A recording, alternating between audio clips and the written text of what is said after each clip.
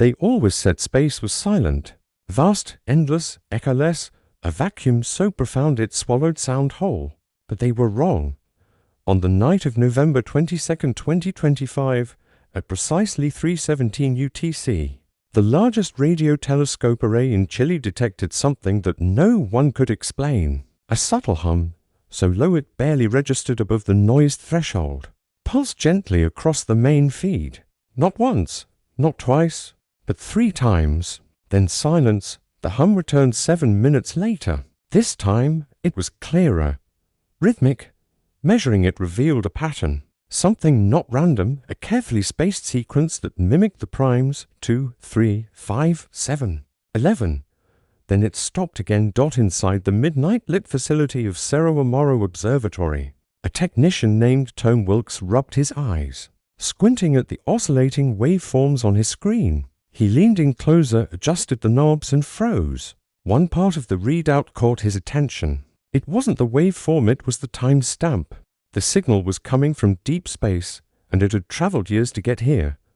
But something was off. The time delay didn't match any known source in their current sweep. It hadn't come from a star, a pulsar, or a known satellite. It was coming from a direction they hadn't studied in a long time. The direction of a long-forgotten visitor, 3I ATLAS, officially classified as the third interstellar object to pass through our solar system. 3-1. Atlas had drifted into obscurity after a brief flash of public attention back in 2020. Unlike its tabloid famous sibling Oumuamua, Atlas was considered less interesting. It looked more like a broken comet than a mysterious spacecraft. But records showed that Atlas had long exited the solar system, lost to the cold of interstellar space. So why? Why was the signal coming from its exact coordinates? Miles away in another hemisphere, Dr. Ileana Reyes, an astrophysicist with the International Deep Listening Project, was reviewing overnight data when she received the alert from Tom. The message was short, just 2 lines. Greater than ping spikes matched ATLAS trajectory. Possible repeat signal. Pattern confirmed. TW. She rolled her chair back from the glowing monitor and stared at the ceiling. ATLAS? That couldn't be right. It had been nearly 5 years. Ileana tapped a sequence into her control panel. Telescopes adjusted, lenses pivoted, and old data was recalled. Last known location. Trajectory models. Estimated velocity. Atlas was supposed to be light years away by now. But the math was undeniable. It was coming back. As the night deepened, observatories in Peru, South Africa, and Australia quietly tuned their rays and focused attention on a small moving body, silently coasting through space. As instruments synchronized across the planet, the signal grew stronger, clearer. The pulsar-like signature took on a new layer, subharmonics, vibrations nested within vibrations. It wasn't just a pulse anymore, it was evolving. Something was structuring it, and it wasn't human. The world didn't know yet.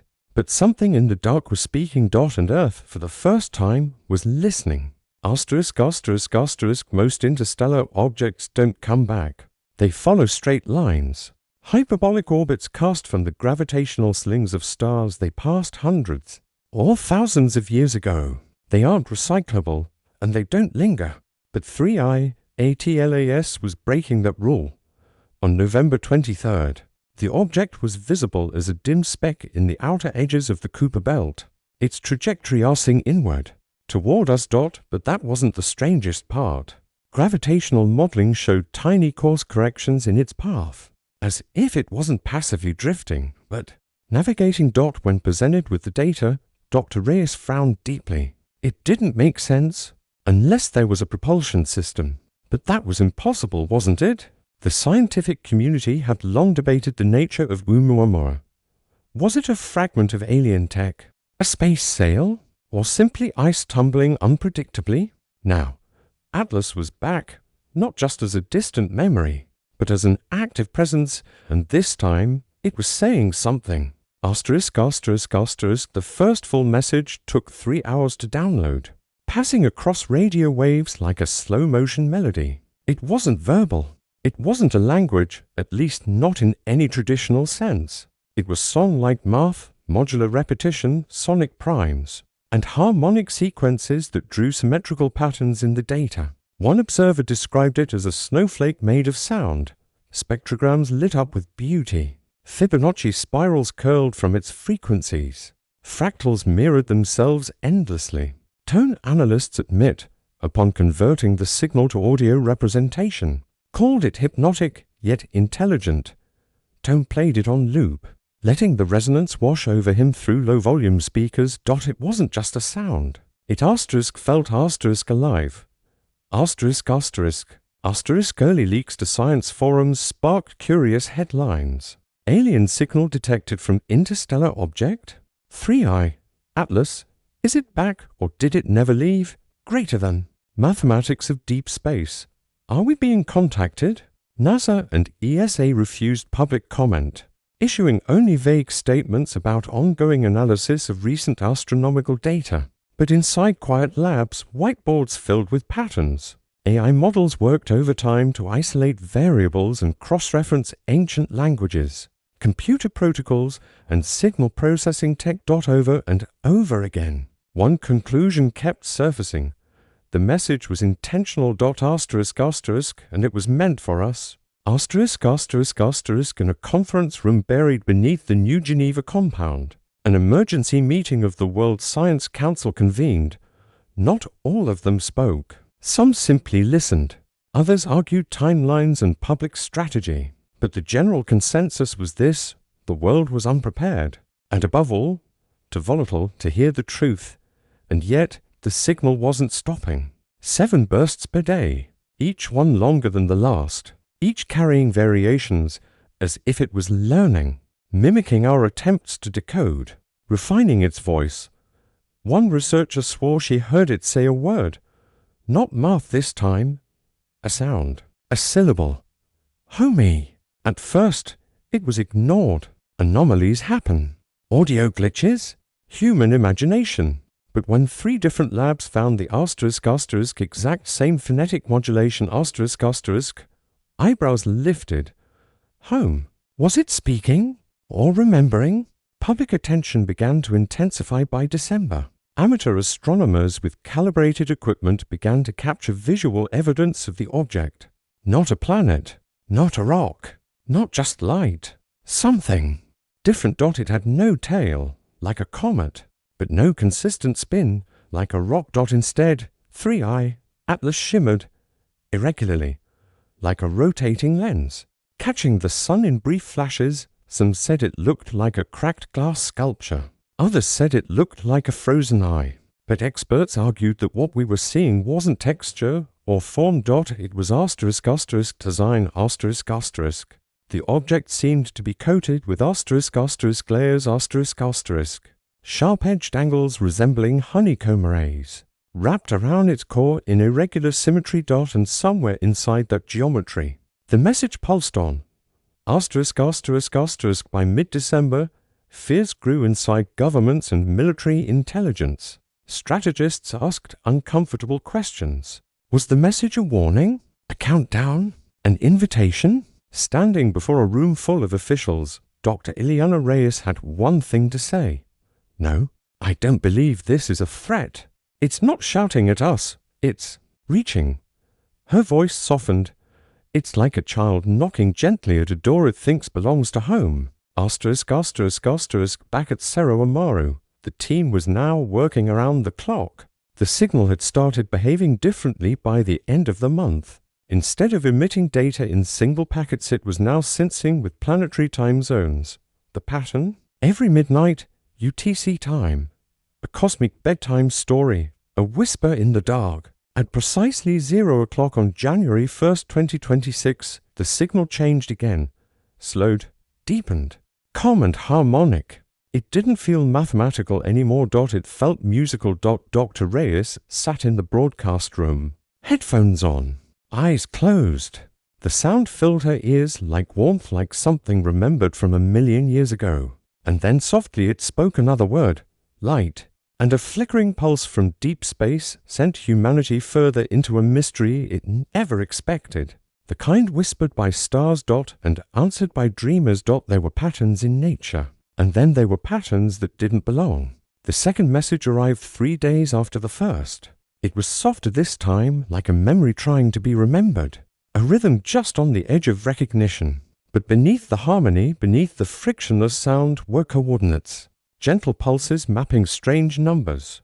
Traced against celestial charts and rendered as vector paths, the message pointed not to the stars, but back to Earth, specifically to 3 unlikely places: a glacier in Antarctica, the mid-Atlantic ridge near the Azores, and the Mariana Trench. It was as though 3i, Atlas had turned the mirror around. Humanity was used to looking outward, but now something was looking in a quiet meeting room at the heart of the European Deep Listening Station in Norway. A team of analysts reviewed the recovered signal data again and again. Every vector, every angle was now laid over global maps. The locations, though spread apart, were mathematically aligned. They formed an ancient triangulation, a shape too precise to be coincidence. "That's not random," one analyst whispered, her voice barely louder than the projector. Another responded, "It's geometry. Deliberate. Maybe instructional." When fed through the AI-assisted decoding software, the coordinates merged with the prior frequency cycle. The result? A new shape, curved, elegant, almost wave-like, hovered on screen. The AI named it automatically **** golden resonance. ****, whatever that meant. Skeptics quickly labeled the findings as coincidence. Natural curvature. Noise in the data. But the team at Cerro Amaro knew better, not because they wanted to believe, but because they'd begun to notice another detail no one had spoken of yet. Atlas was moving, differently, dynamically, thousands of kilometers away in low Earth orbit. Satellites had begun to register minor interference when crossing a narrow sky track, now traced by ATLAS's trajectory, as if, from such mind-bending distances, the object was somehow interacting or affecting electromagnetic fields. It was minute, almost benign, but it brought with it a simple, terrifying implication. The object wasn't just communicating, it was watching. The media caught wind 72 hours later. A leak spread across encrypted forums, then to a small independent news feed. A Swedish science journalist posted a mysterious photo from an internal NASA Slack channel. The message in the center read only, "Greater than they know we're here." The internet erupted in a soft roar. Not panic, not yet. The initial wave was curiosity, cloaked in disbelief. Comment sections filled with casual dismissals and wild declarations. Greater than guys. This is just. Oumuamua double quotes greater than it's a comet. Chill. Greater than wake me when it knocks on the door. But some listened. Some recognized the math. Because of all the things the universe could accidentally send, prime numbers weren't one of them. ***** by January 5th. Naval vessels had been dispatched to 2 of the 3 locations mentioned in the latest signal, the Atlantic Ridge and the Mariana Trench. The science missions were classified. The public didn't know much, only that joint research operations had begun on tectonic behavior in those regions, per official statements, but those in the know had already seen the footage. From 11,000 meters below sea level, a deep-sea drone captured something at the edge of the trench. Not technology, not wreckage. Geometry. It was subtle, quiet, but visible. A floral spiral etched into the seabed, far too large to be natural, made of carbon crystals. The shape mirrored the golden resonance symbol found in the decoded signal. Half buried, undisturbed, ancient. No machine placed it there. It was as if it had always been there, waiting to be seen. In a candlelit room at the Vatican Observatory, a Jesuit astroscientist named Father Matteo held the data in trembling hands. He wasn't a government official. He wasn't even part of the decoding committee. But he knew symbols when he saw them. "It's not warning us," he said during an unrecorded call with a colleague. "It's reminding us of what?" He paused. "That we're part of something older." Back at Cerro Amaro, something changed again. The nightly signal, now considered the pulse by everyone on the team, began fluctuating mid-transmission. Tom watched in silence as the baseline rhythm split. 1 pulse became 2, then 3. Dr. Reyes was already running analysis before anyone said a word. "It's responding." She whispered, "It's answering something." Tom tilted his head. "Answering what?"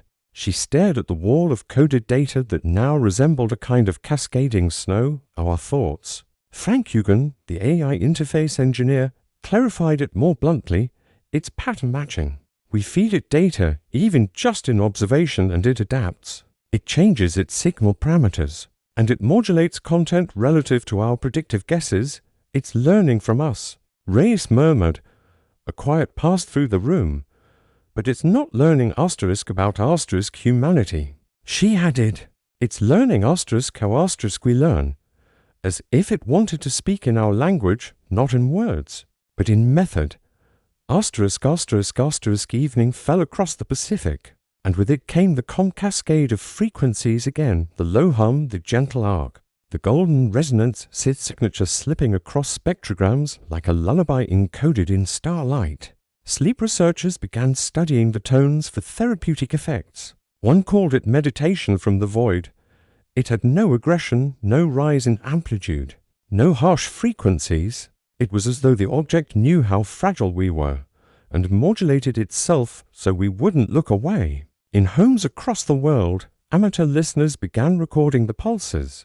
YouTube channels dedicated to the Atlas frequency streamed live-looped audio 24/7. People began falling asleep to it. Children drew spirals they heard in dream-like states. Oral ASMR enthusiasts reported euphoric no psychic phenomena. No hysteria. Just peace.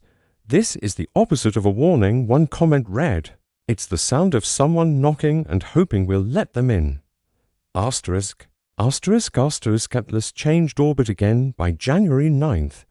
The object gently decelerated to a near stationary position at 1.02 astronomical units from Earth, the same position Earth held exactly 5 years ago during its first pass. It was commemorating something, marking a memory. Scientists suggested a gravitational coincidence. But deep down, even the skeptics knew that nothing in space was ever that deliberate unless it was meant to be. And as Earth turned slowly beneath it, the message continued. 1 pulse, 1 shape, 1 idea. Remember. Then came the moment no one expected. On January 11th, as teams tested a new interpretive algorithm that linked symbolic language prediction to the tone structure of the pulse, a final modulation appeared. It was incredibly faint, only 6 letters, appearing dynamically across 6 different observatories. Sensed by atomic clock. Not broadcasted simultaneously. *sequenced.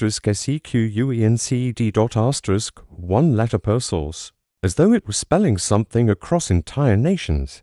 EARTH, followed by a pause. Then a final letter. *L. No one knew what it meant. Not Earthlings, not Earth last, not Earth level, just ERTHL. Some suggested it stood for Earthlog. Others wondered if L was Roman numeral 50, some marker of time, or perhaps the start of a new sentence left unfinished. But for Tom, it didn't matter. He stared up into the stars that night, blanketed by quiet air and glowing clouds, and whispered one thought: "This isn't the end." And far above the Earth, a single pulse held steady. Unchanging. Patient. They archived it without ceremony the first time, back in 2020. The object, now known as 3I, Atlas, was just another curiosity a cosmic drifter catalogued and dismissed like so many icy fragments that grazed our solar system. Amateur astronomers tracked it for a while. Scientists published brief papers speculating its composition. Journalists, hungry for sensationalism after Oumuamua, called it the next alien visitor for all of 5 days. But the novelty faded quickly, consumed by louder headlines, politics, pandemics. Earthbound concerns. To most, interstellar objects didn't matter unless they screamed. And 3I, Atlas never screamed. It just glided past. In fact, most thought it had left our lives entirely. Its trajectory was calculated, logged, and forgotten. It was tumbling through the emptiness, away from our sun, out into nothingness. No propulsion, no tail, no anomalies of note. Or so they thought. What no one realized until now was that the object may not have ever left It simply went quiet. Waiting. Back at Cerro Amaro. The archives were deep and cluttered, thousands of terabytes of old raw data going back years, much of it untouched since storage. Tome sat cross-legged on the floor beside a dusty server pod as Reyes combed through event logs. They weren't even looking for anything at first. Just confirmation, a hunch. Something about the ever-changing signature of the signal reminded Tome of a waveform he'd seen years earlier. On a slow night in the deep winter of 2020, here, he muttered, dragging one of the raw signal patterns across the timeline. That one. Reyes leaned in. It was dated December 6, 2020, a faint sequence captured by a point-array telescope in the Atacama Desert. It had been logged as a false positive pulsar mimic. Too soft, too uneven, nothing remarkable. But there it was, the pulse, hidden in plain sight. Slower, more chaotic. Read by early detection software that wasn't nearly refined enough to see it for what it truly was, but unmistakable to anyone who had heard the recent symphony of 3i, Atlas. The old signal was nearly identical. A chill passed between them. They silently shared a look. "It's been talking to us this whole time," Tome said, barely above a whisper. Reyes didn't respond. She didn't need to. The weight of that realization settled thick in the air between them. Data floods followed. Teams from around the globe were instructed to reprocess. Archived data from 2019 to 2021. Long-dismissed readings were uploaded into modern AI, filters and machine learning algorithms, and bit by bit, the ghost of 3i, Atlas, emerged again. Its whisper woven like a thread through countless false negatives. Its language wasn't sudden thunder. It was patience back in the early waveforms. Linguists began tracing the rudiments of pattern behavior, frequency intervals that mirrored neurolinguistic echoes, neural rhythms that resembled sleep state cycles or EEG snapshots of REM activity. One neuroscientist put it this way: greater than. Imagine a being designing a message not to be heard with ears, but with dreams. The pulse was a lullaby, entire systems of thought and memory encoded in rhythm rather than speech, not instructions, not commands, impressions, like echoing images falling through the water of the subconscious somehow. 3i, Atlas hadn't just detected us. It had learned about us, and then chosen to speak in our quietest language. Sleep. In Geneva. A classified report was compiled for global scientific leaders and select military officials. Its conclusion, although redacted in parts, would later become a defining turning point.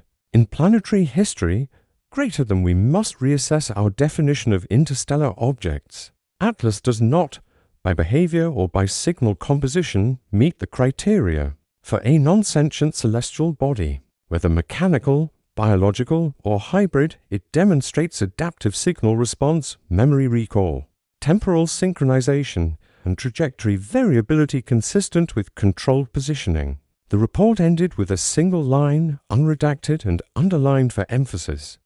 It is aware. Almost overnight, everything changed. Public briefings were postponed. Spacefaring agencies paused their social media postings about ongoing Atlas research. The world entered a quiet spiral of blind-eye diplomacy, where citizens noticed something was happening, a presence, a whisper behind the global hum, without ever being told directly. Rumors blossomed. Podcasts went viral. A handful of scientists on the fringe held whispered interviews in candlelit rooms, where they were asked over and over, "Is it alive?" And even though no one had a clear answer, the expression on their faces usually said enough. The pulse evolved once more on January 13th. Gone was the three-layer harmonic loop. In its place emerged a long, breath-like modulation, like inhaling, a pause. Then another, exhaling. As Tom played the new signal through his personal speaker at home, he noticed something subtle. He turned the device louder, adjusted the pitch downward, then slowed the waveform even further. The breathing rhythm wasn't just a feeling. It was aligned with his own lungs. He checked his smartwatch, pulmonary data, real-time respiration rate, and then matched it to the signal's oscillation. His breath was synchronizing with it, not just on impulse, but on instinct. He wasn't even trying. Scientists confirmed the pattern later that day. The pulse had entered a phase of synchronized entrainment, capable of influencing softly the natural rhythms of the human body, heart rate, breath, and alpha-theta brainwave states. It's music for the soul, remarked a neurologist researching the psychological effects in Norway. Except the composer may be from another star or older than them all. Sleep clinics began covert trials. Insomnia patients exposed to the Atlas audio showed unprecedented sleep depth and recalled clarity of dreams, not just rest. Narrative dreaming. In many of those dreams, people whispered about spirals, oceans, eye-shaped lanterns drifting through clouds of dust, the same symbols seen in the code, and some people began hearing fragments, a voice. Common low, simply saying, greater than do you see yet? By this point. 3-1. Atlas had closed to approximately 0.82 astronomical units, still far by cosmic measures, but growing in brightness nightly. It had passed behind the sun only 2 weeks earlier, a celestial maneuver now believed to be intentional, a form of solar occlusion synchronization hiding behind the star to recalibrate its trajectory, then glide back into Earthside visibility. If it was craft, it was beyond comprehension. If it was a being, it defied classification. But whatever it was, humanity had its attention, and perhaps more hauntingly, we had its all along. Grace, alone in her lab as twilight deepened outside, opened her notebook and wrote a single sentence, greater than it heard us before we ever knew to speak. She closed her eyes, lowered the lights, and listened to the pulse again, each frequency, now familiar, each tone, like a finger on the edge of memory. She didn't take notes. She didn't run software. She simply let the sound echo in her ears. Somewhere out there, 3i ATLAS pulsed with steady rhythm, casting a song that had traveled untold ages and endless light years only to arrive here. At this moment in human time, the celestial stranger was back, but maybe, just maybe, it had never left. At first, it seemed like background noise, a subtle echo hidden beneath the main frequency, like static caught in a soft breath, almost imperceptible to those seeking only patterns on the surface. But it was there, consistent, intentional. Frank Eugen, the AI engineer who had been decoding the Atlas signal since its first audible pulse, noticed it late one evening, after layering 5 weeks of transmissions atop one another, not side by side, but stacked like a composite map of sound. This wasn't a random overlay. He'd been chasing a shadow, a suspicion that the signal's true meaning wasn't in its linear playback, but in its depth. And once he combined the layers into a dense sonic field, something extraordinary happened. A shape emerged. Not a picture, precisely, not like pixels or photographs, but a sound map, an image made of frequency interference and phasing echoes. Cross-sections rendered from the way sound lived, not just moved. When filtered through a dynamic resonator, the final product projected a design. At first glance, it resembled a vortex, but with each internal layer, it curled inward, reflecting itself over and over, until it stabilized as a pattern unlike any recorded before. Reyes called it harmonic recursion. Tome called it a sonic cathedral, but the AI labeled it only unified structure 1. It was fractal, fluid, and full of impossible symmetry, and it was repeating now across each new transmission cycle. layered neatly into the smallest vibrations of the pulse, as if the message wasn't just trying to say something. It was building something, layer by invisible layer.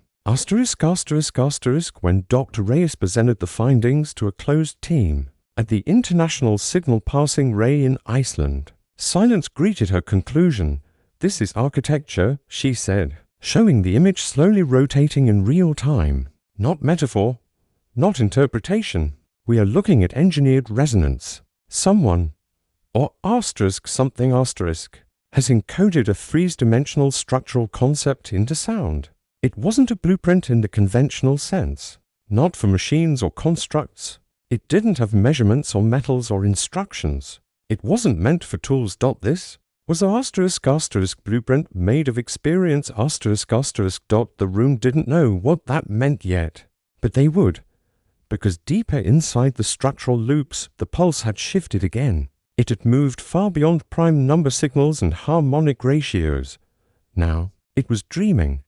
The AI began generating visual representations from the latest broadcast, using photon analysis from energy tied to the signal frequency. This process was once used to analyze exoplanet atmospheres, turning color-shifted photons and ion discrepancies into readable formats for human eyes. But what it revealed inside the pulse shocked nearly every researcher who saw it. Images, not drawings, not guesses, but actual frames like memories caught in light. The first showed what appeared to be an impossible landscape. A planet, a station, a place shaped like a flower and a ring, floating in a crackling nebula. Pillars of blue light asked into space from the edges of the structure. Its surface shimmered like chilled glass, not uniform, but alive with motion. Outrigger spirals curved from its center, catching radiant energy like sails capturing silent wind. The second frame depicted what looked like an ocean of clouds, not on Earth, but suspended in variables of gravity and light unnaturally stable for their scale. Within it drifted crystalline monoliths, each glowing a different hue, slowly spinning. Silent titans untouched by time, in code beneath the imagery. The AI labeled it greater than purpose, memory retainer, status, dormant Reyes frowned. What is this? But none of them could answer, because by the time the third and fourth image came through, it was clear these weren't simulations. They were recordings, embedded records inside the signal itself, carried across light years by Atlas. Something had captured pieces of their universe and fired them across space to reach us. "We're not in contact with a being," Tome whispered from the corner. "We're in contact with their archive hours later." While running a recursive play of the first structure, Reyes noticed something she hadn't before. When viewed from a specific angle, and with the phasing looped at half speed, the architectural image began to unfold. Literally. It unfurled like a flower blooming in multi-dimensional space. Each petal arced outward, revealing internal curves that rippled with pulses of encoded light. It wasn't just an ornamental model. It moved, not as a machine, but as a living pattern Over time, it returned to its closed state, looping itself in upon its core, ready to open again at the next precise moment. "This is instruction," she concluded, writing notes furiously. "It's ritualized motion, a message designed through transformation, something that builds, opens, breathes." She hesitated, then wrote a final word beneath it. Prayer. Religious scholars were brought in quietly, linguists, mathematicians with backgrounds in sacred geometry and sound theory. They arrived with skepticism but stayed because of wonder. Not one person could define exactly what they were seeing, but all of them agreed on the same feeling. The design spoke a language that wasn't meant to frighten or even explain. It was meant to resonate inside the pattern. They discovered iterative spirals that matched ancient glyphs found in lost human civilizations, from the Nazca lines to Vedic mandalas. Not identical shapes, but evolutionary echoes, as though all were descendants of the same ancestor, as though ancient cultures somehow had heard a fragment of Atlas before, perhaps in dreams. Fractal language, living resonance, breathing architecture. This wasn't math for machines. This was math for minds. The pulse now arrived every 9 hours. Shorter but denser. The signal no longer simply transmitted. It responded. When researchers adjusted decoding parameters, the next pulse came and pre-calibrated to those changes. It was collaborating, adjusting dynamically. Two-way communication, without words. A linguist from Yale described it with awe, greater than we're not having a conversation. That implies speech and reply. What's happening is deeper. It's like two intellects softly tuning to the same vibration, learning each other's rhythm, until language becomes unnecessary. Some compared it to music, others to meditation. But one child, aged 9, whose parents worked at the observatory and who had been listening nightly via headphones, said something none of the scientists could forget, greater than its saying it remembers what we forgot. It's helping us remember again. By late January, a new dimension of the signal appeared, pulses layered with trace elements of light spectrum data, previously dismissed as noise. But spectrographic analysis showed impossible irregularities, colors not native to our solar system, degrees of photon decay not measurable in any nearby stellar nurseries. The light had come from somewhere older than our sun. Older, perhaps, than the Milky Way itself. This signal had not originated from a close journey. It had traveled cosmic oceans to get here. And finally, as the month leaned toward a quiet February, something else happened. Pause. No new pulse for 42 hours. The network sat in a kind of global silence, an almost unbearable weight, as if billions of years of momentum had suddenly slipped into stillness. And then, on February 2nd, just after midnight UTC, a single tone arrived, softer than it had ever been, barely registering. And carried within it, for the first time, a vocalized syllable, greater than low, calm, almost human. Just one word. Remember.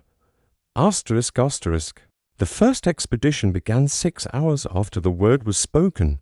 Remember. It had passed through processing filters, PSY linguistic analyzers, and tonal validation software to rule out human contamination. But every algorithm agreed. The voice wasn't human, yet it sounded unmistakably like one.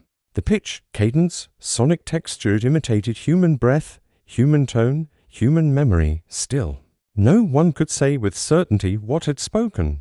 Machine being? A construct woven in sound. Dr. Reyes sat silently in front of the waveform, eyes heavy from sleepless nights but locked in place. Tome, beside her, barely blinked. They were listening to more than noise, more than signal. They were listening to presence, a consciousness woven into data. And now, it had given direction. The coordinates in the last full pulse weren't a suggestion anymore. They weren't curiosity. They were an invitation. 3 blue markers blinked quietly on the map: Antarctica's Dome Echo Sector, the Mariana Trench, and a remote point along the mid-Atlantic ridge near the Azores. Atlas had pointed to them before. Now it was asking them to go. The first team reached the Azores site in less than 24 hours.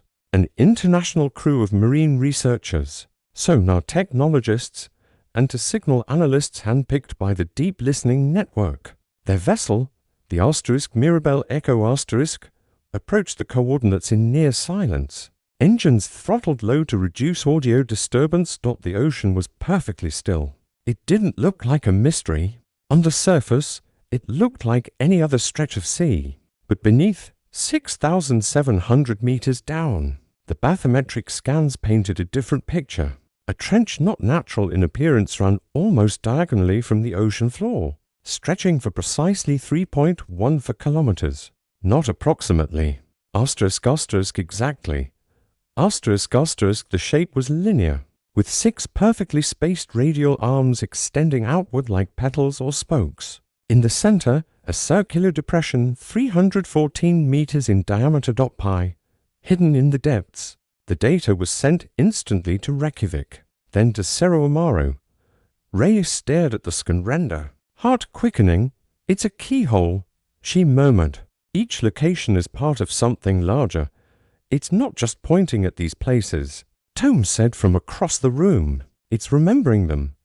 The Mariana dive began the next morning. Advanced submersibles from Japan and the United States converged on the deep trench site, piloted by specialists and monitored remotely by drones and satellite. As they descended, the pulse began rising again, slightly louder now, slightly faster. It was as if 3i. Atlas was listening to at 10,984 meters, just past the deepest known depression of the trench. The submersibles reached a shadow that sensors had noted since 2017 but never classified. This time, the shape was clearer, beneath a bed of thermal sediment. Sonar revealed a *** raised spiral platform ** emerging faintly from the seafloor. It was formed from carbon graphite stone, unlike any volcanic rock in the area. Its layers matched the same recursive pattern. Seen in the signal imagery, the same golden resonance curve, looping endlessly into itself like a spiral staircase made of vibration.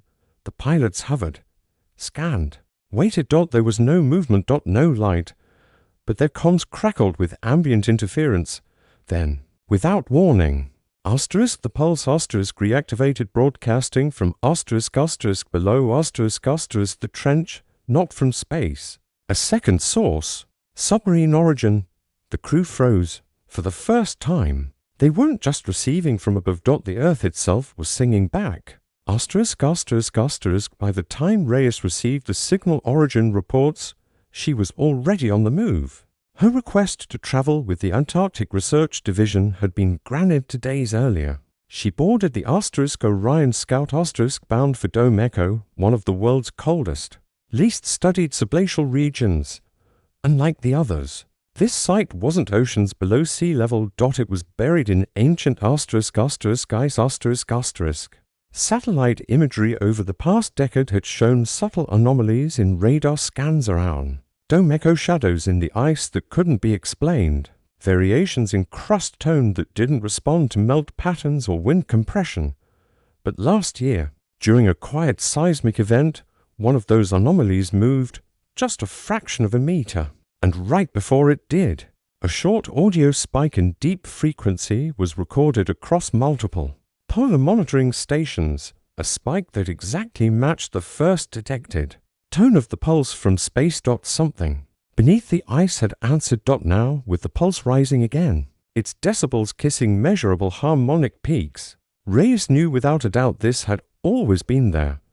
Not built * after * the signal, built * with * it, or before it, **** day 2 of the Antarctic dig produced nothing but wind, cold, and suspicion. Most of the team didn't know the truth. They were given scientific cover stories, underground glacier venting, tectonic mapping, archaeology, and permafrost. Only 3 on board knew what they were looking for. On the third day, 70 meters below the surface, ground radar captured a dome. Not rock, not ice, something opaque, echo-free material. Sonar failed to return from its surface. Instead, sound absorbed into it fully. That wasn't supposed to be possible. Materials that did that. Rare, simple, often manufactured. The structure was enormous, hundreds of meters wide. There were no visible seams or doorways, but it * resonated. Gentle tremors could be felt when standing near the closest ice wall, as if the material had a heartbeat. Then it happened, as they began transmitting the pulse directly at the structure from surface-level speakers. Its resonance returned * in harmony *. It wasn't sending a new message. It was * matching * theirs. A chorus, to voices, one from the stars and one from the bedrock of our own world. * back at Cerro Amaro. The central console lit up with reports of resonance feed back across Earth. These weren't seismic events, not tectonic. They were ** vibrational harmonics, ** a synchronized echo across oceans. Ray stared at the map as points around the globe pulsed in a lockstep rhythm. The trench, the platform beneath the Atlantic, the Antarctic dome, each one responding. The pulse had connected them. For the first time in recorded history, 3 places so distant, so deep, so hidden, were ** singing the same song **, and 3i ATLAS basked in orbit above it all, stone silent, motionless, casting not light, but * feeling * across the sky. Rays could barely speak. They're not just signals. They're ** anchors. Tome nodded through the calms. We're standing on a planet that's part of the message. ** on the 7th day. Something occurred that no one foresaw. Each site began broadcasting back, not with digital transmissions or light, or standard waveforms, but with **, tonal memory bursts **, captured by deep sensors and translated through Atlas' own harmonic sequencing model. The Earth began sharing data of its own, visuals, patterns, dreams images of whales, thunderstorms, forests cascading in flame and fog, ancient human symbols drawn into sound by invisible wind, footsteps in obsidian pathways, languages long extinct whispered back as resonance maps. It was as if the Earth had taken the signal and replied.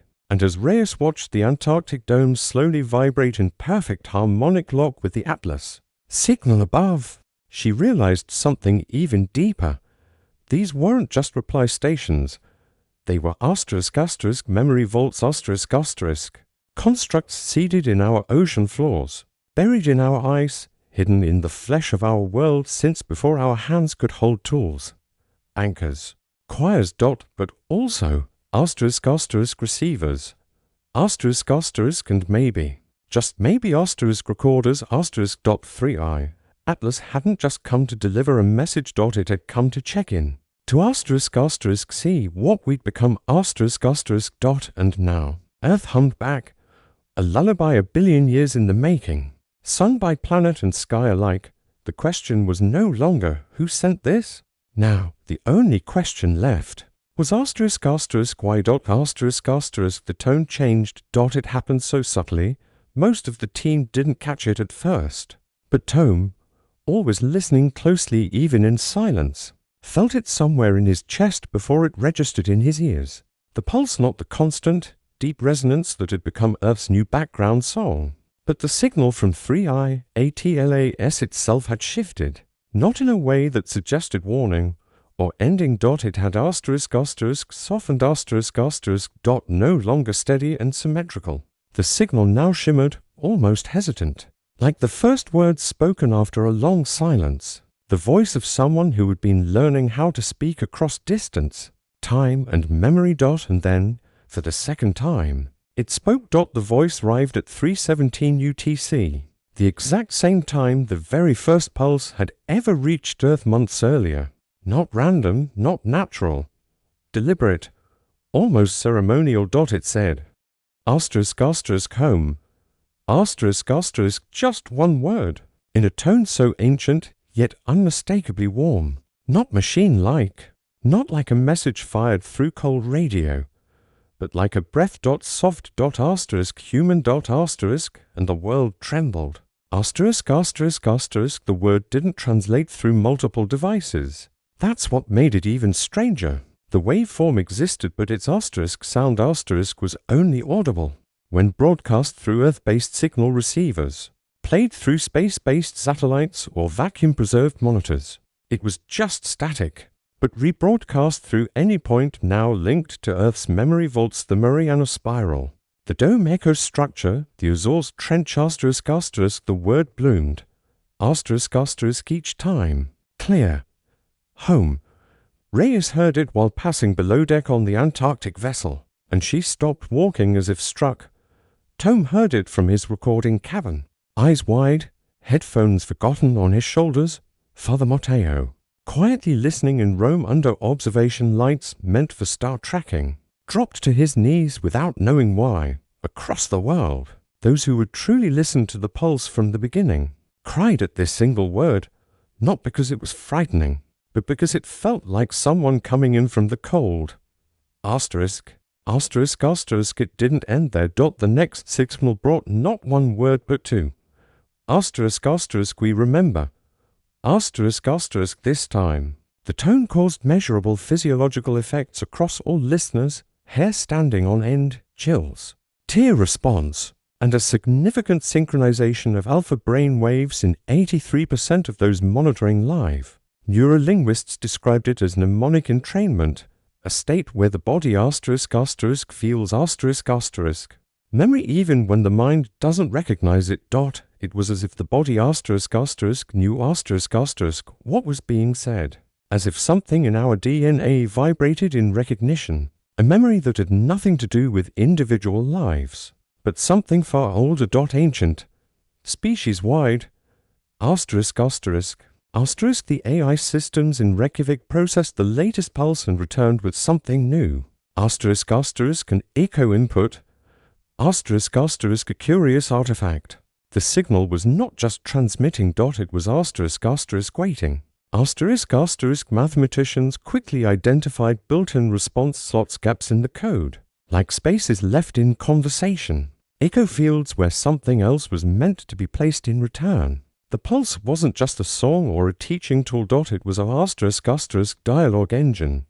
Asterisk asterisk, more specifically, it was a asterisk asterisk teacher asterisk asterisk waiting for confirmation that the student was still present. So they answered. Using natural resonance modeling from the Mariana memory spiral, they created a soft echo, a repeating Fibonacci pattern expressed through tone. Basic but ancient, one almost shared across Earth's own neural structure, its biology, and its music. They broadcast it upward for 1 hour, then waited.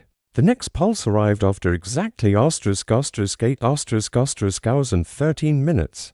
When played, hidden within the sound structure was a new signal overlay.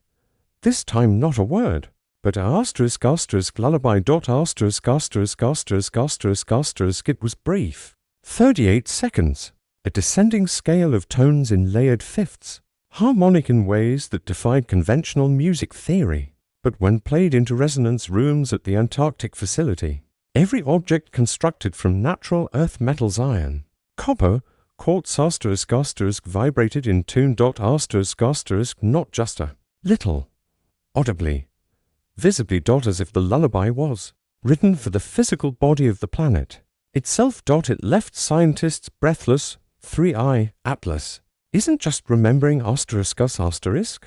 Ray said at the press quiet breakroom roundtable that served as her creative lab. It's remembering here, this place. They stared at the sonar images on the wall, now ringed with symbols decoded from the vocal resonances in the last message. Patterns like leaves, eyes, oceans, spirals asterisk seed shapes asterisk, as one researcher put it. It's not returning to find life. Tom added, it's asterisk asterisk confirming asterisk asterisk life. Ray is finished. Asterisk asterisk asterisk. It was then the AI offered a new interpretation not of the signal itself, but of the asterisk perspective asterisk encoded in it. For weeks, everyone had assumed the pulse was from a distant origin trying to reach asterisk asterisk as asterisk asterisk, the modern species of Earth. But in the primary signal coil near its very beginning was a curious spatial frame reference. Mathematically, the coordinates placed the origin point of message design not in interstellar space. But here, asterisk asterisk Earth, asterisk asterisk more precisely, the solar system, even more specifically, asterisk asterisk Earth's orbit during the time of Mesozoic life. Asterisk asterisk, the voice wasn't coming back like a spaceship from stars away. It was coming asterisk home asterisk, because it asterisk asterisk started asterisk asterisk here, millennia before primates, before cities, before speech. 3i Atlas may have launched asterisk asterisk from Earth. Asterisk asterisk or near it. Or with it, not built by our kind, but by memory older than us. Something that once asterisk asterisk lived asterisk asterisk here or nearby, and drifted outward frozen, preserved. Entuned in light and orbit waiting asterisk asterisk asterisk, the global perspective shifted again. Was 3i Atlas really alien? Or was it asterisk local asterisk? Something not foreign, but forgotten?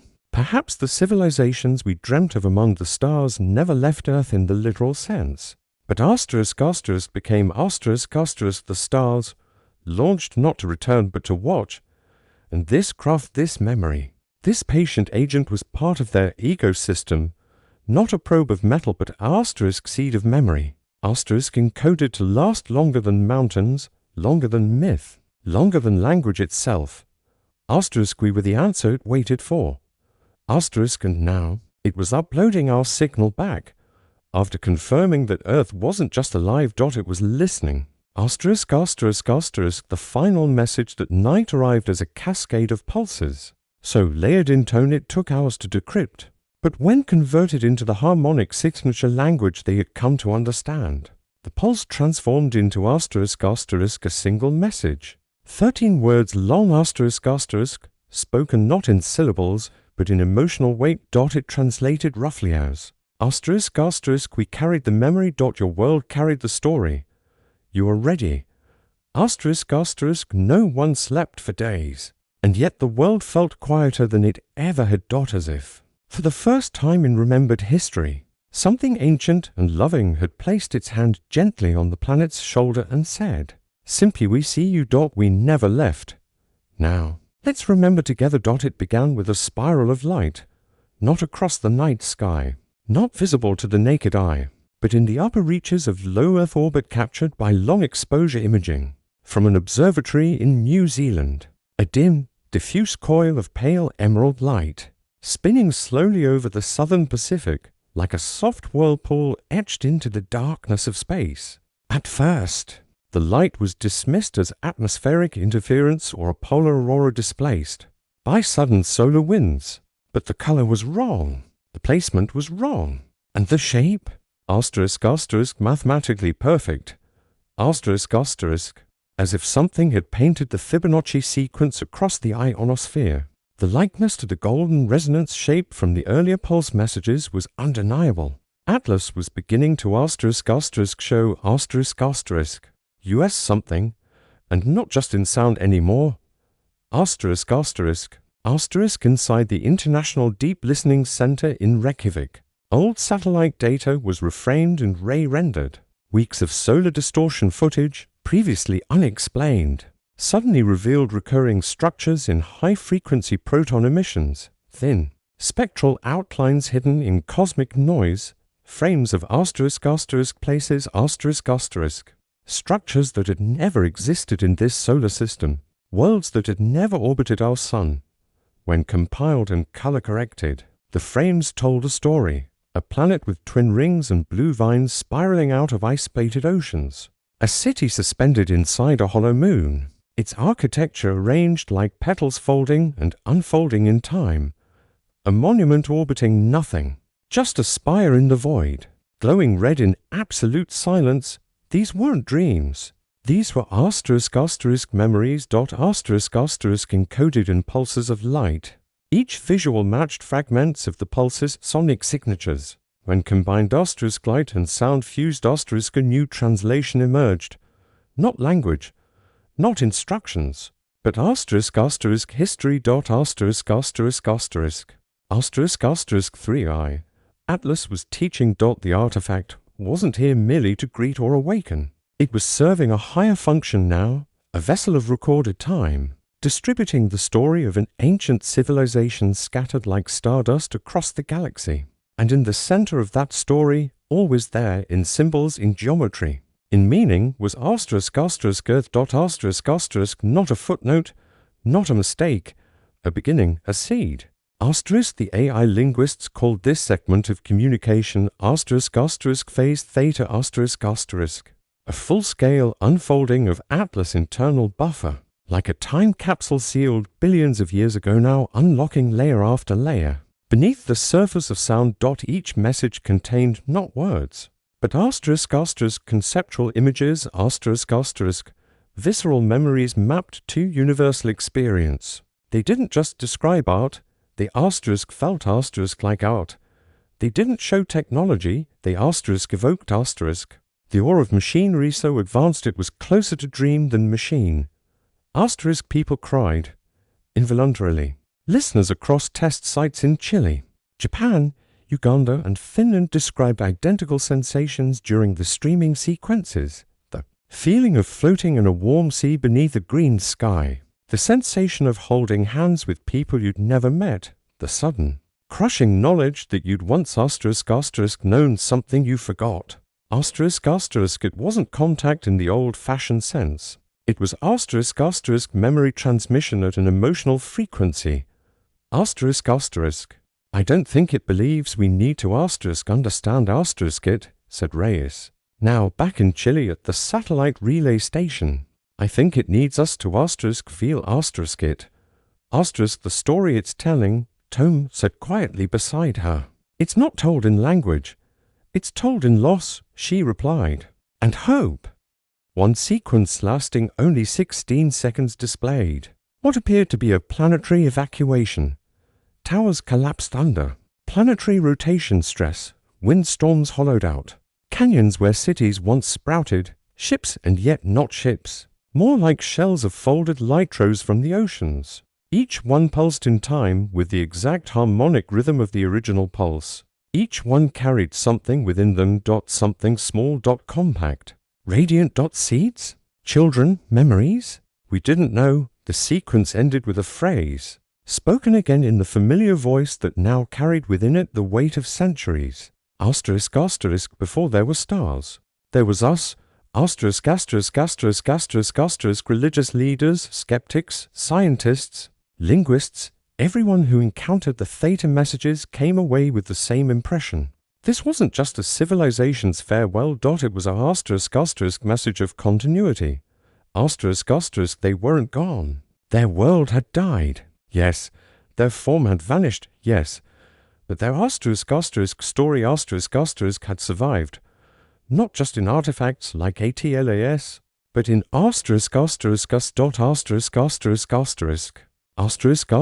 the final fragment of this phase came not as words, images, or pulses. It came in silence. An 8-minute gap every 6 seconds. A small chime tone barely perceptible like a heartbeat slowed to a dream. And then, one more whisper.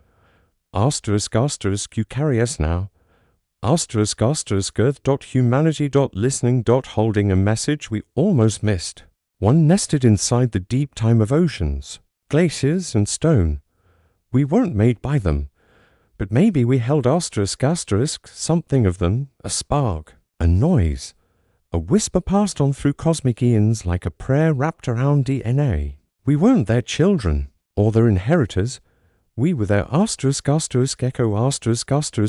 And now, having returned to its ancient birthplace, ATLAS released the last sequence of phase theta, a synergetic pulse, light and sound fused, that bathed the earth in something no one had a name for. Time folded. Dreams altered. Some woke up remembering words in languages they had never studied. Others found themselves humming the pulse without knowing how. And children drew pictures of things never seen, but always felt. Spirals, cities in clouds, bridges made of singing stars. The story was now part of us, and the question left hanging in the light of the orbital spiral was no longer, who were they? But, what will we become? Now that we remember. No broadcasts. No signal. No pulse. For the first time in nearly 2 months, 3i, Atlas went silent. Not the kind of silence that brought worry, but the kind that follows the end of a song. A sense of completion. A gentle pause, like a story asking you to simply sit with it. To breathe. To absorb what it had offered. Scientists expected more. The world expected more. But the archive had streamed. The visions had played. The memories were now inside us. And now, Atlas waited. High above the Earth. It drifted slowly through a synchronized orbit that defied classical mechanics. No propulsion. No reaction mass. It simply held its place like a thought poised at the edge of momentum, suspended in time. Below, humanity was no longer rushing to explain. They were listening. Still carefully with reverence. Asterisk, asterisk, asterisk in Tokyo. A group of children began humming the tones from the golden resonance sequence, not from recordings, but from memory. When asked how they learned it, they shrugged. It's in the quiet, one girl said. We dream it, said a boy beside her. In Finland. An elderly woman who hadn't spoken for years began whispering a sequence of pulses as she rested, eyes open to winter skies. Electroencephalogram readings showed her brain sensing to a low-frequency pattern that matched readings from the Mariana Vault. In Kenya, a desert monastery reported sightings of mirrored lights along the horizon, only visible to those who had listened to the pulse from the beginning. The lights didn't stay, but the monks remembered what it felt like to see them. No one framed this as proof. It felt like asterisk, asterisk, so much more asterisk, asterisk than that. It felt like we had crossed into something quieter, deeper, more permanent. Asterisk, asterisk, asterisk back at Cerro Amaro. The observatory operated at low volume, lights dimmed down to a gentle amber glow. Many had already gone home. A few researchers remained, quietly cataloguing all the data humanity had received and failed to understand. But Reyes, she didn't leave. She couldn't. She sat under the night dome, alone in the listening chamber, watching Atlas shimmer faintly in the dark sky. No brighter than a star, no different now than a satellite, save for one truth no one could deny. It had spoken, and we had heard. She played back the message one last time, not the original pulse, but the final light sound composite that had closed phase theta. No words. Just asterisk, asterisk, pattern, asterisk, a twinkling spiral of notes, each tone a memory. Each memory a piece of something humanity had never known it carried. And when the sequence ended this time, something new happened. It wasn't external, not data, not a signal, not a download. It was asterisk, asterisk within her. Asterisk, asterisk, a vision fleeting, simple, vivid, a field of stars with bridges between them not built, but sun, children walking barefoot along spirals made of light.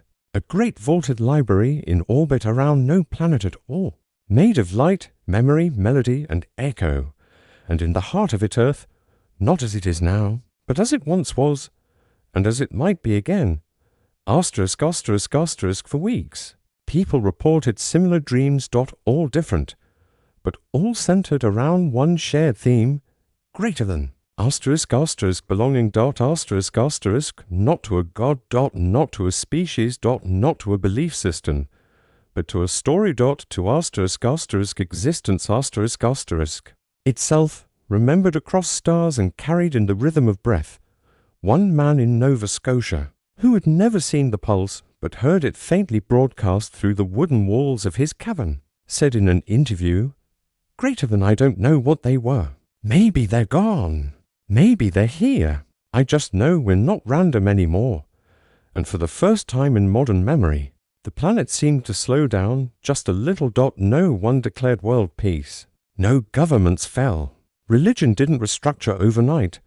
But something shifted, new. Songs were composed, modeled, unwittingly on tones buried in the pulse. Art emerged from cities where no abstract sculpture had appeared in generations. Spirals, curves, impossible shapes. Languages played with symmetry again.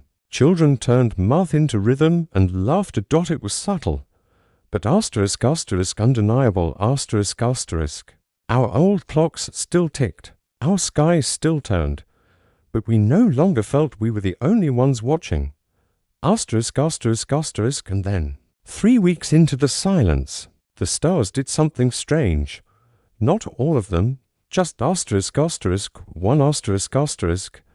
Atlas. From the ground, it was barely noticeable, but to the observatories tracking its orbit, especially Tome, now stationed in Chile full time, it was blinding. Not because it had brightened, but because it had pulsed just once with asterisk, asterisk, every color of visible light. Asterisk, asterisk, white, but not sterile. Blue, but not cold. Red, but not loud. A wave passed from it and dispersed harmlessly through the upper atmosphere. Unfiltered. UNENCRYPTED.free.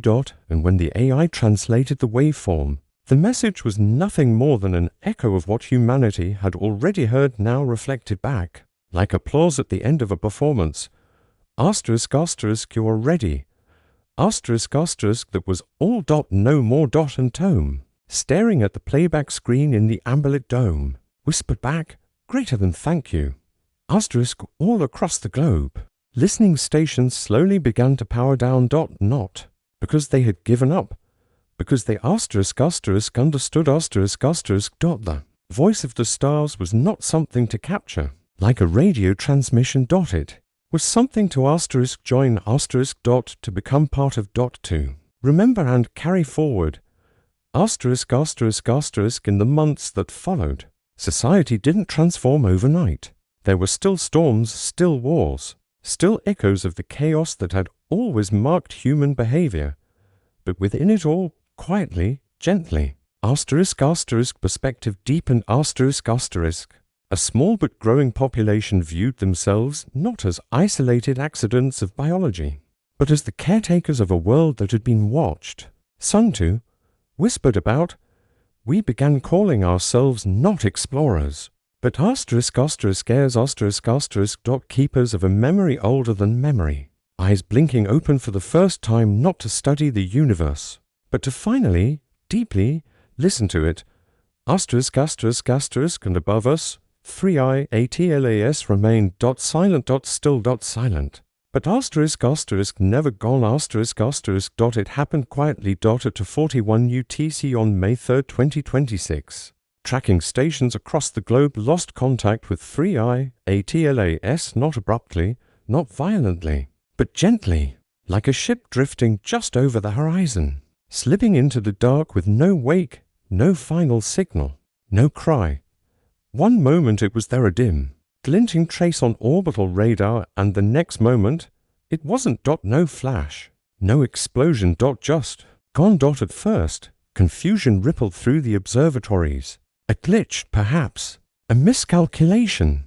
But as data streamed in from Japan, South Africa, Chile, and Massachusetts, one truth became unshakable. Asterisk, asterisk, 3i, Atlas had left. Asterisk, asterisk, exactly 137 days after it first spoke. The interstellar artifact that had changed the world simply disappeared. Trajectory analysis showed slight acceleration. Course modeling identified a slow shift away from the Earth, increasing speed by micrometers per second. Gently, steadily, with a kind of grace algorithms couldn't mimic. It never said goodbye, and somehow that made more sense than an ending ever could.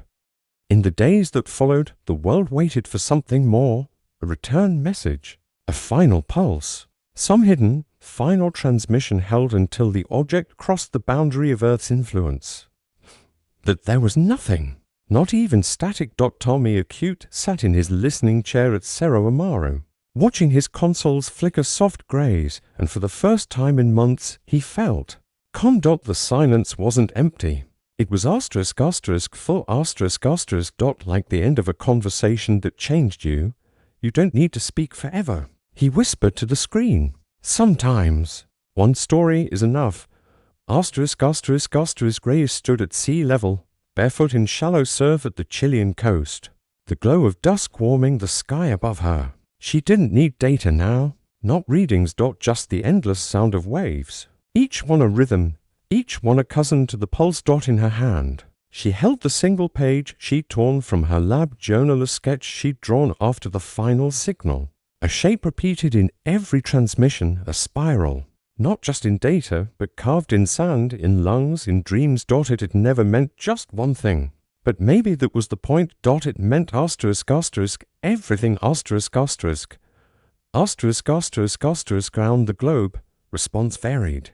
Public interest didn't vanish. If anything, it glowed. But it changed. It deepened. Music composed in the harmonic key of Atlas began to appear, performed in symphonies and street corners alike. Children played strange new coordination games based on the golden ratios buried in the signals. Temples and observatories redesigned their domes to resemble the spiral geometry from the memory vaults. It wasn't obedience. It wasn't religion. It was *** recognition ***, not worship, but remembrance. And maybe something like love. ***** In a primary classroom in Sweden, a child asked her teacher what Atlas really was. The teacher paused, surprised. No one had mentioned the object in weeks. She knelt gently and asked, "What do **** think it was?" The girl thought for a moment and smiled. "A book that read us back." The room was silent. ***** In the Vatican Observatory, Father Matteo stood beneath the great dome, where laser-mapped constellations shimmered overhead. But his eyes weren't on the stars. They were on a single point of darkness where Atlas had been. "I understand now," he said softly. "It didn't come to give us something." He placed a hand to his chest. "It came to remind us of what has always been inside." ****. Linguists carefully began replacing the term signal in internal academic papers. They stopped calling it transmission or message. Instead, they used a word borrowed from folklore, reckoning, not as punishment. But as realization. The understanding that we are not have never been alone, not because of aliens or machines, but because the universe itself holds echoes of what we have always felt, that instinct to reach. To learn. To dream. It wasn't unique to humans. It was ancient. It was shared. It was written into existence. And now it was heard. 6 weeks after Atlas departed, an astronomer in northern Canada detected a faint, fluttering light in the sky, to chart on public instruments. But real, unrepeated, a single moment, like a final page turned by invisible wind. He wrote in his journal, unaware his words would later be shared by millions, greater than if it never returns. "I hope we never stop watching the sky, not to search for giants or gods, but to remember who we became when the stars finally spoke." The earth moved on, as it always does. Wars cooled. Weather shifted. New leaders rose to power. Old systems faltered. But woven beneath all of it now was that song, that spiral, that question we didn't need to answer anymore, because we had been answered. And the answer had never been about where they came from, or what they knew, or whether they were alive. It was about this, that we had listened and that was enough. On a summer night, far from cities and science, a young boy in Argentina pointed to a blank part of the night sky and whispered to his mother, "Greater than, do you think it's still watching?" She looked down at him and smiled sleepily. "Greater than, no," she said softly. "I think it's remembering." And up above, somewhere past the veil of stars, beyond where space bends and time braids into light, something ancient drifted onward, a vessel filled with memory. Not of them. Of us. The stars didn't look any different.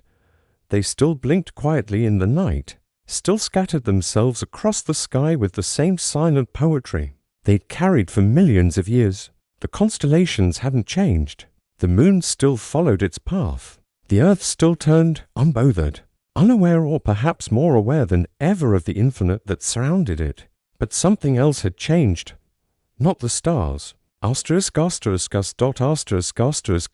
in the way people looked up now, not with fear, not even with wonder, but with a quiet, shared understanding, as if somewhere deep in our consciousness, beyond language and science, a small voice inside each of us whispered, "Greater than ***, we are part of it."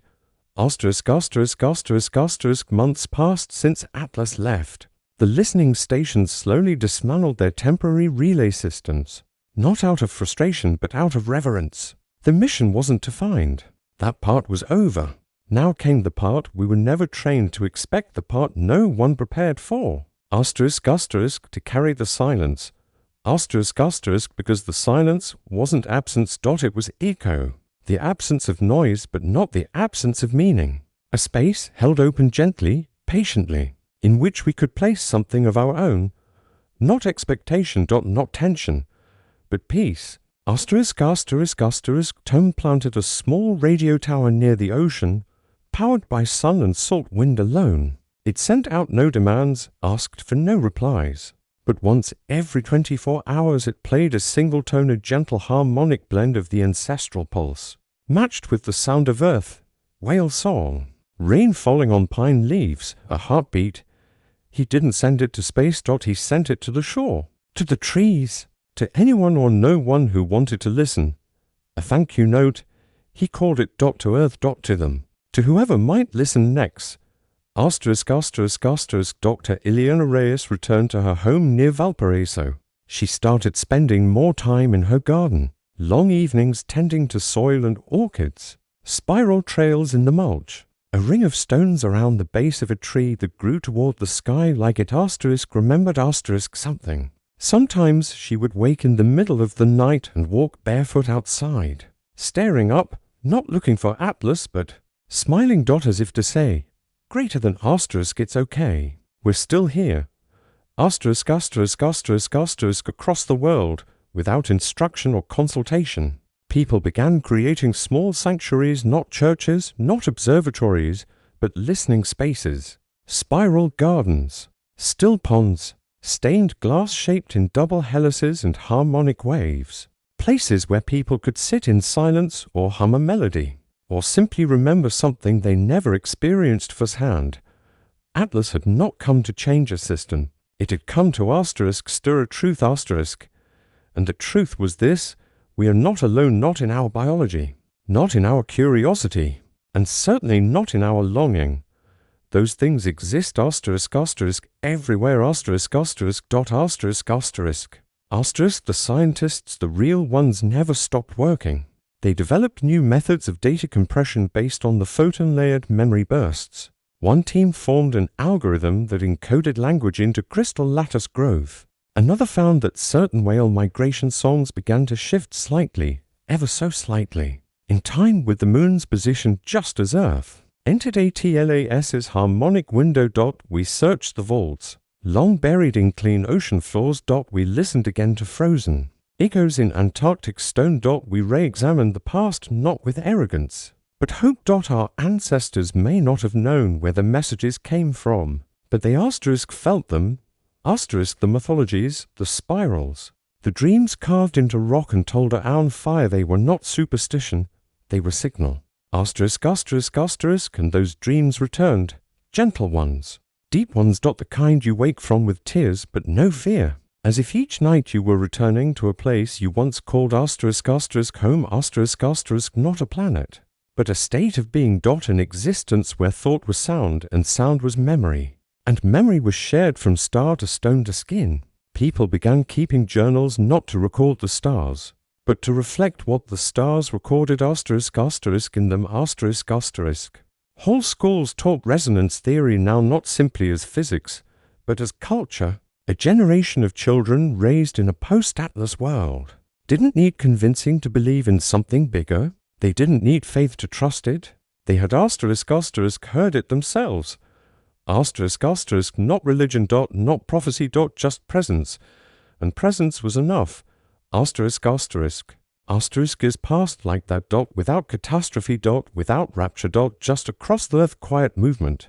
An evolution, not of form, but of listening. Of how we told stories, of how we sang lullabies, of what it meant to say, greater than the universe spoke, and we chose to remember. Though it was never seen again. 3-1, ATLAS became part of how life on Earth explained itself. Not a god, not a machine, but a voice in the dark that waited long enough for ears to open. A message launched not for war or conquest, but for continuity. Somewhere. It still drifted, carrying humanity's echo stitched into its memory bank for others to stumble upon in their own time, in their own century of awakening. And maybe, one day, we would build our own, not to answer, not to dominate, but to offer the same thing: a light, a pulse, a gentle whisper in the dark that says, Asterisk, asterisk, you are not alone. Asterisk, asterisk, asterisk, asterisk, asterisk, so Earth continued, a little wiser, a little quieter, and when night fell over deserts and forests and oceans, a new generation of dreamers would look up into the velvet sky and not wonder if something was asterisk out there asterisk. They would close their eyes and remember that it had already been here, and it had listened, and so would they, because the universe didn't need to speak again. It had already said enough. And echo by echo, tear by tear, shaped by spiral asterisk, asterisk, we finally understood. Asterisk, asterisk,